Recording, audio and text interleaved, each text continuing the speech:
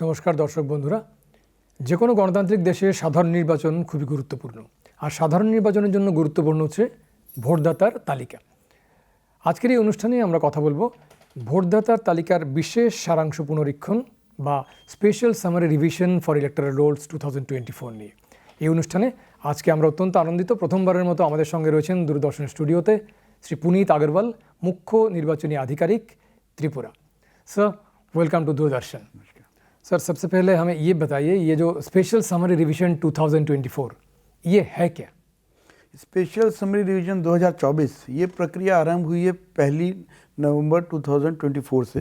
इस प्रक्रिया में जितने भी लोग जो अभी तक अपना नाम मतदाता सूची में अंतर्भुक्त नहीं करा पाए हैं, उनको ये एक सुविधा दे रहा है, एक अपॉर्चुनिटी दे रहा है कि वो अपना नाम इंक्लूड करने के लिए आवेदन दे पाएँ। तो इस प्रक्रिया में 1 नवंबर से प्रक्रिया आरंभ हुई है, जिसमें लोगों के पास सुविधा है कि वो 5 दिसंबर 2024 तक अपने आवेदन दे सकते हैं।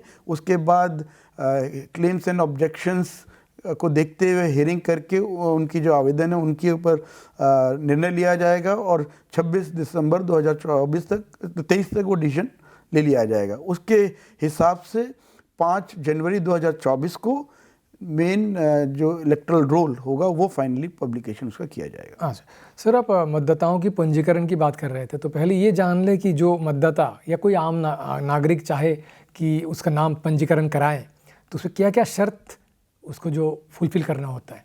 मतदाता को अपना नाम पंजीकरण कराने के लिए 3 मुख्यतः शर्तों को पूरा करना होगा। प्रथम, उसे भारतीय नागरिक होना जरूरी है और जो क्वालिफाइंग डेट है, पात्रता तिथि है, उस तिथि पे उनको 18 या उससे अधिक आयु का होना जरूरी है। और तीसरा, वो उस इलाके के सामान्य निवासी होने चाहिए। अच्छा, अगर कोई मतदाता ये तीनों शर्त जो आप बोले इसको पूरा कर सकता है, तो वो अपना नाम पंजीकरण कैसे कराए?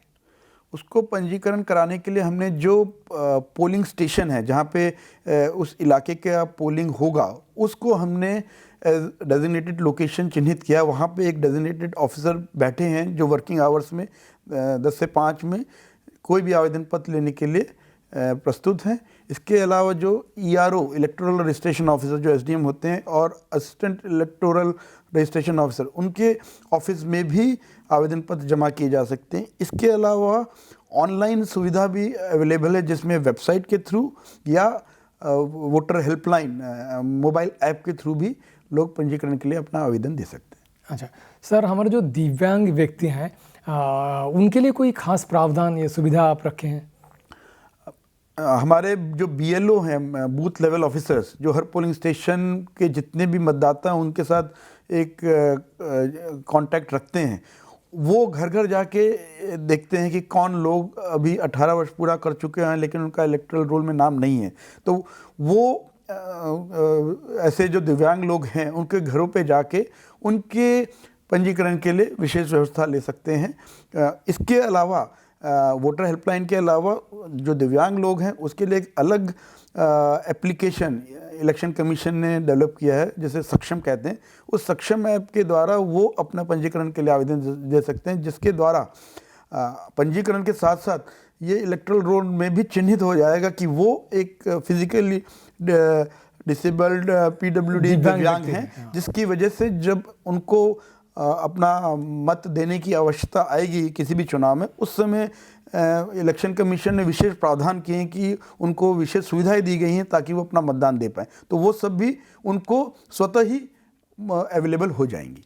तो अगर वो सक्षम ऐप के द्वारा देंगे तो उनका जो इलेक्टोरल रोल है उसमें पंजीकरण के साथ साथ ये भी चिन्हित हो जाएगी वो दिव्यांग हैं, जिसकी वजह से चुनाव के समय उनको सभी सुविधाएं स्वतः ही उपलब्ध हो जाएंगी। सर, अगर कोई पंजीकरण के लिए एक तो फॉर्म तो चाहिए होगा, तो ये जो फॉर्म की बात होती है, ये पंजीकरण फॉर्म मिलता कहाँ है, कहाँ से पंजीकरण फॉर्म जो है ये फॉर्म 6, 7, 8 3 हैं जिसके लिए आवेदन करना पड़ेगा। तो ये एक तो हमारा ऑनलाइन में जो voterportal.eci.gov.in या ceotripura.nic.in उसमें से कोई भी डाउनलोड कर सकते हैं। इसके अलावा जो पोलिंग स्टेशन में जो डेजिग्नेटेड लोकेशन हमने बनाए हैं वहाँ पर या ERO यानी SDM ऑफिस से या AERO उनके ऑफिस से कॉपी फॉर्म की ली जा सकती है, जो वो फ्री ऑफ कॉस्ट निःशुल्क मिलते अवेलेबल हैं। है, निःशुल्क अवेलेबल है। अच्छा सर, अभी आप बात कर रहे the form 6, form 7 and form 8, तो ये तीनों में अंतर क्या है? फॉर्म 6 है कोई भी जो मतदाता जिसका नाम अभी आज की तिथि में इलेक्टोरल रोल में इंक्लूड नहीं है, तो पहली वो बार डाल अपना रहे हैं। नाम प्रथम बार इलेक्टोरल रोल में डालने के लिए, इंक्लूड करने के लिए फॉर्म 6 में आवेदन करता है। अच्छा। फॉर्म 7 में जो नाम है लेकिन उसको डिलीट करना है, जैसे किसी की डेथ हो जाती है, तो उस केसेस में हमें वो फॉर्म 7 में आवेदन देना पड़ता है। फॉर्म 8 में कोई भी अगर करेक्शन करना है हमें इलेक्टोरल रोल में, तो उसके लिए हम फॉर्म 8 करते हैं। फॉर्म 8 में मतलब एक तो आपका करेक्शन को करना है, अगर किसी मतदाता एक कंस्टिट्यूंसी से किसी दूसरी कंस्टिट्यूंसी में शिफ्ट कर गए तो भी उनको उस मतदाता को फॉर्म 8 में अप्लाई करना है। अगर ईसीआई में कोई चेंज है तो भी उसमें उनको करना है, या आज की तिथि में कोई भी अगर दिव्यांग को अपना इलेक्टोरल रोल में नाम दिव्यांग के रूप में चिन्हित करवाना है तो भी उनको फॉर्म 8 में दरखास्त देना होगा। अच्छा सर, आप बात कर रहे थे ये जो ऑनलाइन पंजीकरण के, तो उसी के तहत कि जो दस्तावेजों की ज़रूरत होती है तो उसी को तो हम अपलोड करते हैं सॉफ्ट कॉपी जी। तो उसको क्या साथ में भी हार्ड कॉपी भी रखना होता है कि कहीं भेजना होता है, कि ऑनलाइन अपलोड करने से ही काम हो जाता है? यदि कोई भी मतदाता उसको ऑनलाइन जमा कर रहे हैं तो उनको उसका कॉपी स्कैन करके अपलोड करना होगा, और फिर जो इलेक्टोरल रजिस्ट्रेशन ऑफिसर उनके ऑफिस से उसको प्रिंट करके बीएलओ को दिया जाता है। बीएलओ फिर उसको लेके मतदाता के पास जाते हैं और उसको वेरीफाई कर लेते हैं, भौतिक रूप में देखते हैं जाके। जी। अच्छा। तो इसलिए अगर ऑनलाइन अपने अप्लाई किया तो आपको फिजिकल कॉपी की ज़रूरत नहीं है, लेकिन यदि आप फिजिकल फॉर्म जमा करेंगे ईआरओ ऑफिस में या पोलिंग स्टेशन में डेजिग्नेटेड लोकेशन में, तो आपको अपने फॉर्म के साथ संबंधित सपोर्टिंग डॉक्यूमेंट्स का कॉपी देना होगा। सर, अभी आपने जिक्र किया था कि जो लोग 18 वर्ष की आयु में अभी पधारे हैं जी। पहली बार नाम डाल रहे हैं, उनके लिए कुछ पात्रता तिथियां भी तय कर गई है, तो ये जो तिथियां हैं आप ज़रा बताएंगे हमारे दर्शकों के लिए? जी, पात्रता तिथि यानी क्वालिफाइंग डेट, 4 क्वालिफाइंग डेट आज की समय में है। जो section 14B representation of the people act 1950 उसमें अमेंडमेंट करके इस क्वालिफाइंग डेट को, पहले एक ही क्वालिफाइंग डेट होती थी 1 जनवरी हर वर्ष की, उसको उन्होंने अब संशोधन करके 4 तिथियां बना दी, 1 जनवरी, 1 अप्रैल, 1 जुलाई और 1 अक्टूबर। तो अगर हम स्पेशल समरी रिवीजन 2024 की दृष्टि से बात करें तो इन 4 तिथियों में 1 जनवरी 2024, 1 अप्रैल 2024, 1 जुलाई 2024 और 1 अक्टूबर 2024 में, इन तिथियों में जो भी लोग 18 वर्ष पूरा कर रहे हैं तो उस डेट में जो इलेक्टोरल रोल पब्लिश होगा उसमें उनका नाम इंक्लूड हो जाएगा। আচ্ছা, তো লেকিন আচ্ছা ডেট আমি দুবারা বলুন, দর্শক বন্ধুরা যারা আজকে আমাদের অনুষ্ঠান দেখছেন আপনাদের অবগতির জন্য আমি তারিখটা আরও একবার বলে দিই, যে তারিখগুলো স্যার বললেন, একটা হচ্ছে 1 জানুয়ারি, একটা 1 এপ্রিল, একটা 1 জুলাই এবং 1 অক্টোবর। এই 4টি তারিখে যাদের যাদের বয়স 18 পূর্ণ হচ্ছে তারা খসড়া ভোটার তালিকায় नाम नथिभुक्त कराते पारें বা पंजीकरण कराते पारें। लेकिन सर ये जो पंजीकरण की बात कर रहे थे, क्या ये एडवांस में भी कर सकता है कोई?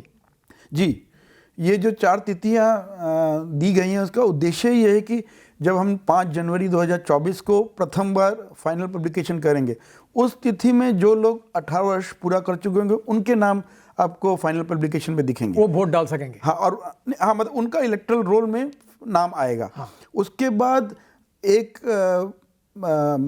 अप्रैल में जो फाइनल पब्लिकेशन हम करेंगे उसमें जिन लोगों ने 1 अप्रैल को 18 वर्ष पूरा कर लिया को उनके नाम और साथ में इंक्लूड हो जाएंगे। हाँ। तो लेकिन जो आज की डेट में मतदाता है उसको तब तक वेट करने का जरूरत नहीं है, वो इसी प्रक्रिया में जो अभी 1 नवंबर से आरंभ हुई और 5 दिसंबर तक चल रही है, इसी प्रक्रिया में किसी भी इन 4 पात्रता तिथि में अगर वो 18 वर्ष पूर्ण कर रहे हैं तो उसका वो आवेदन अभी ही इस स्पेशल समरी रिवीजन प्रक्रिया में दे सकते हैं उनका। तो ये एक तरह से आप कह सकते हैं कोई अगर 1 अक्टूबर 2024 में 18 वर्ष पूरा कर रहा है वो भी इसी प्रक्रिया में अभी दे देगा, तो एक तरह से 1 साल आगे करीब वो अपना आवेदन दे रहा है। দর্শক বন্ধুরা একটু খেয়াল করবেন, স্যার যেটা বললেন যে যাদের 18 বছর পূর্ণ হচ্ছে 1 জানুয়ারি, 1 এপ্রিল, 1 জুলাই এবং 1 অক্টোবর, তারা ইন অ্যাডভান্স অগ্রিম নাম তোলার জন্য, পঞ্জীকরণ করার জন্য আবেদন করতে পারেন।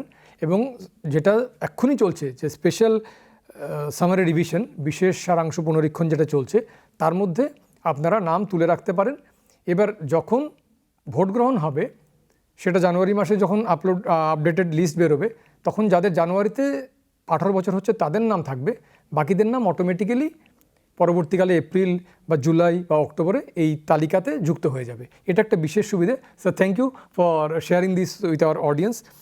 सर, आप ये बताइए, जो नए वोटर हैं, नए मतदाता इस बार पहली बार वोट डालने जा रहे हैं, उनके लिए आपके या आपके कार्यालय की तरफ से कोई खास प्रावधान आपने रखे हैं?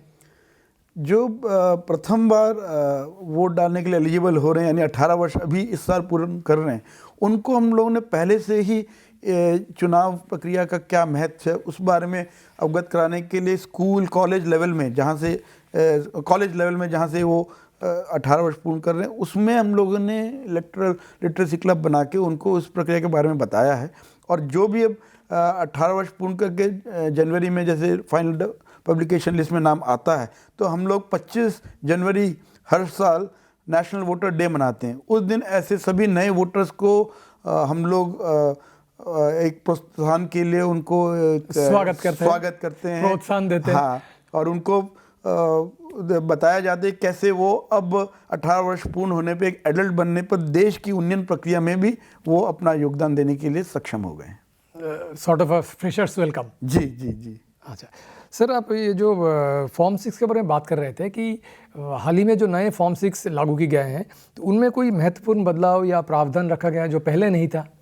फॉर्म 6 जो पहले 2023 जो इस साल भी जैसे स्पेशल समरी रिवीजन हुआ था, उसके पहले फॉर्म 6 में व्यवस्था थी कि जो लोग एक असेंबली कंस्टिट्यूंसी से दूसरी कंस्टिट्यूंसी में शिफ्ट कर रहे हैं, तो उनको भी नई असेंबली कंस्टिट्यूंसी में नाम इंक्लूड करने के लिए फॉर्म 6 में दरखास्त देना पड़ता था।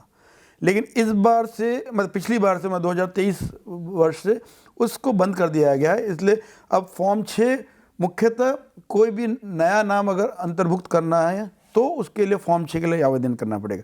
साथ ही साथ फॉर्म 6 में एक और चीज़ की गई है कि जो थर्ड जेंडर है उसका बारे में उनके जो गुरु हैं उनका डिटेल, या जो हमारे अनाथ ऑर्फन लोग हैं उनके जो भी या अडॉप्टेड लोग हैं उनके जो लीगल गार्जियन हैं, अभिभावक, उनके नाम भी हम वहाँ पे परिचित के बारे में जहाँ पूछा गया है उस बारे में भी उनके डिटेल्स दे सकते हैं।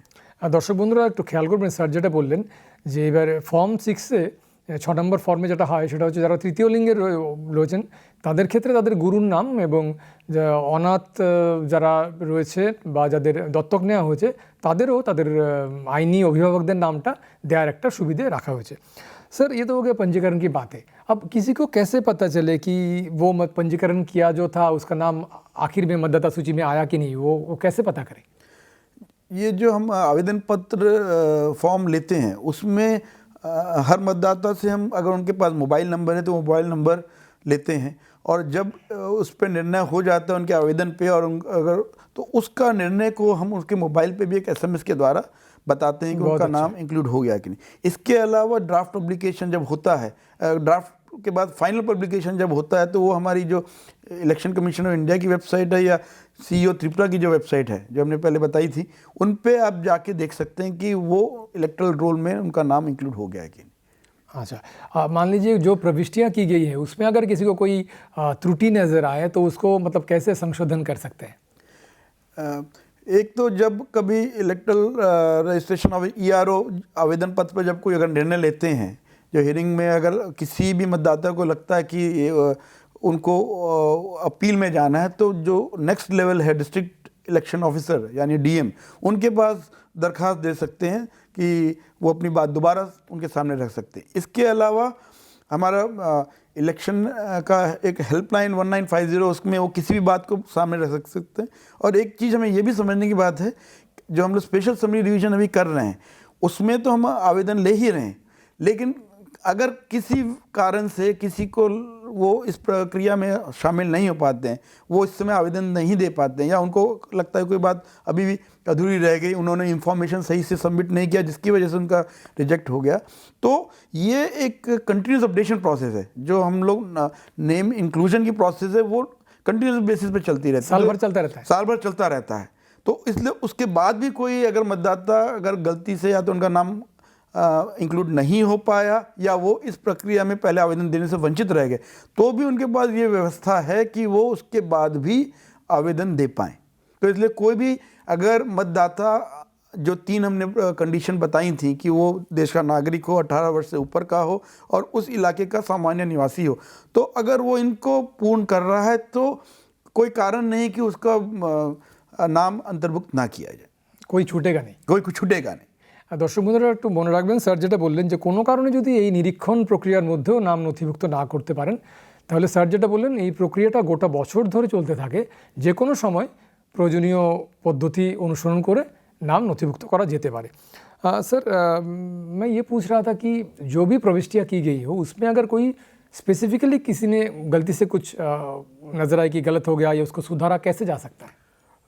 कोई एड्रेस में गलत है, नाम का स्पेलिंग गलत है। जी नहीं, ये जो अभी फॉर्म 6, 7, 8 जैसे हमने बताया, फॉर्म 8 में करेक्शन का प्रावधान रहता है। तो वो भी ऑनलाइन कर सकते हैं? हाँ जी, तो अभी जो ड्राफ्ट पब्लिकेशन में अभी अगर कोई मतदाता देखता है कि उसका जो पूरा इंफॉर्मेशन है उसमें कोई भी त्रुटि है, उसका नाम में भूल हो सकती है, एज में भूल हो सकती है, पते में भूल हो सकती है, या इवन कई बार फोटो ठीक नहीं होता, तो उन सब में त्रुटि को ठीक करने के लिए वो फॉर्म 8 में दरखास्त दे सकता है विद ऑल सपोर्टिंग डॉक्यूमेंट्स। और अगर कोई पहली बार वाला, सपोज अभी किसी ने नाम अंतर्भूत किया फॉर्म 6 के द्वारा, और जो 5 तारीख को जो पब्लिकेशन होगा 5 जनवरी को, उसमें वो देखते हैं कुछ भूल हो जाए, तो जैसे मैंने आगे कहा, क्योंकि ये कंटिन्यूस अपडेशन प्रोसेस है, तो 5 तारीख को उनके नाम में अगर उनको कोई भूल दिखती तो साथ ही साथ उसके बाद वो फॉर्म 8 के द्वारा उसमें संशोधन के लिए दरखास्त दे सकते हैं, तुरंत हो जाता है। हाँ, मतलब वो डालेंगे तो वो एक प्रक्रिया में हियरिंग करके उसको देख के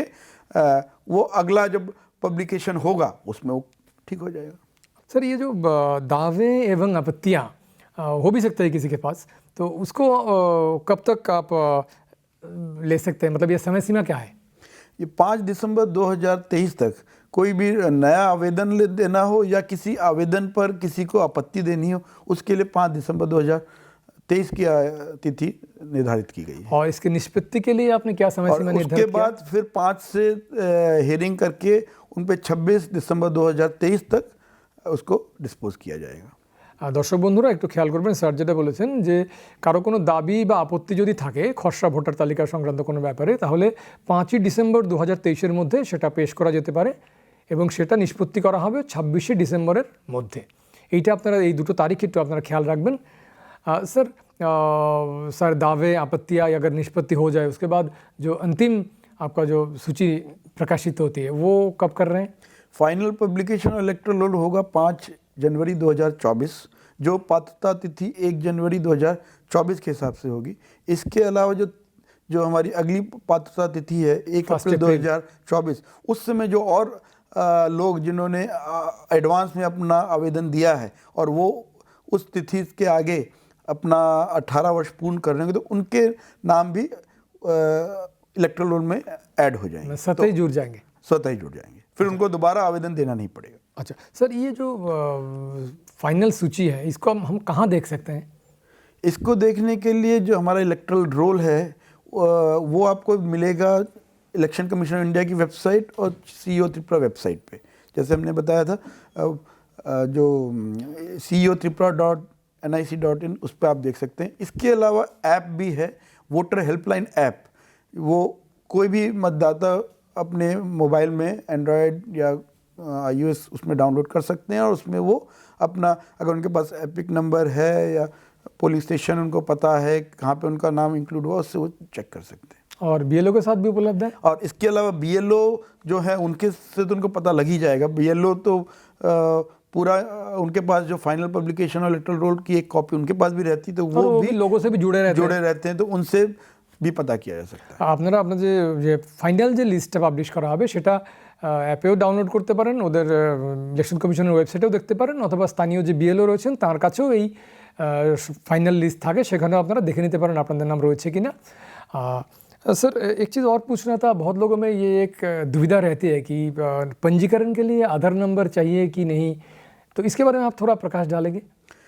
पंजीकरण के लिए आधार नंबर होना आवश्यक नहीं है, लेकिन जो जितने भी फॉर्म हैं उसमें एक एंट्री रहती है जहाँ पे आप अपना आधार नंबर स्वेच्छा से दे सकते हैं।